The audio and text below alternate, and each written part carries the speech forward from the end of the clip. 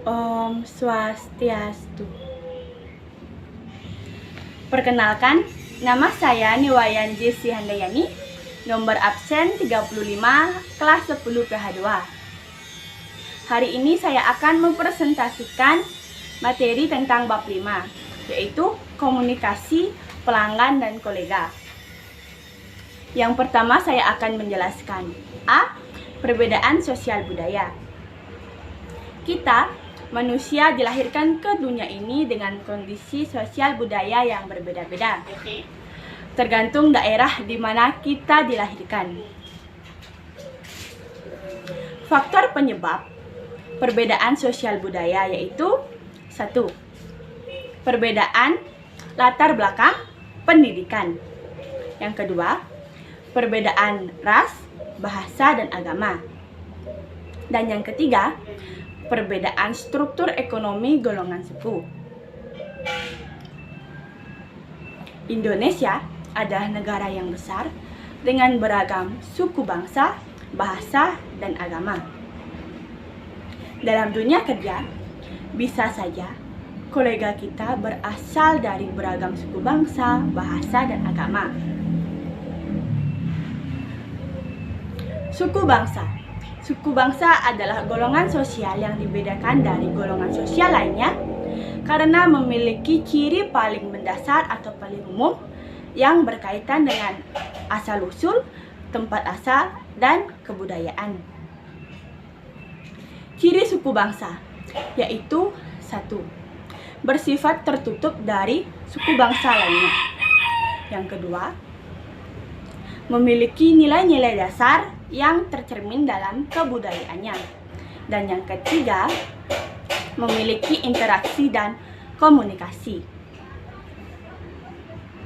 Fungsi sosial budaya secara umum adalah sebagai alat untuk berekspresi, berkomunikasi, dan adaptasi sosial.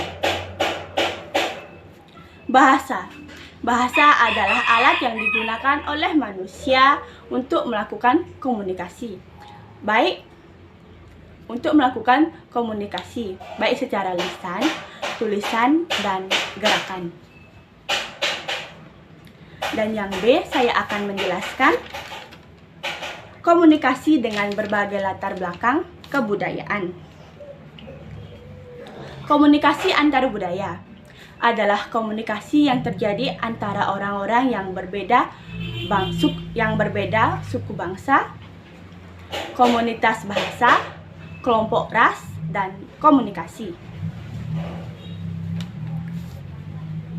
Dalam menjalani komunikasi dengan berbagai latar belakang kebudayaan, ada beberapa hal yang dapat kita lakukan, seperti 1. Menyapa mereka dengan ramah. Yang kedua, menghormati solusi mereka walaupun berbeda. Dan yang ketiga, mendengarkan dengan seksama apa yang mereka katakan. Mendengarkan dengan seksama apa yang mereka katakan. Dan yang terakhir, yang C, saya akan menjelaskan kesalahpahaman antar budaya. Dalam dunia pelayanan, terkadang terjadi ketidaknyamanan yang disebabkan oleh perbedaan budaya yang dapat menyebabkan terjadinya kesalahpahaman. Oleh karena itu, pada saat kita berinteraksi dengan tamu atau wisatawan, kita harus menyadari perbedaan budaya yang terjadi. Seperti 1. Tingkat keformalan, kebiasaan, dan perilaku etnis. Yang kedua, adanya cara pandang yang berbeda dalam berpikir global. Dan yang ketiga, adanya aneka budaya dengan gaya dan lain-lain yang dianut. Hal utama yang dapat mempengaruhi terjadinya kesalahpahaman yang disebabkan oleh perbedaan lintas budaya yaitu 1. Suasana kerja atau pembicaraan yang tidak kondusif. Yang kedua, cara pandang atau persepsi yang berbeda. Dan yang ketiga, perbedaan kebutuhan visi dan misi, serta antara individu yang satu dan individu yang lainnya tidak memahami kondisi yang ada. Hal itu dapat menyebabkan terjadinya kesalahpahaman. Jika kesalahpahaman tersebut terjadi di masyarakat yang disebabkan oleh perbedaan sosial budaya, maka ada beberapa hal yang dapat kita lakukan, yaitu 1. Mengenali dan menganalisis masalah yang timbul di dalam masyarakat tersebut.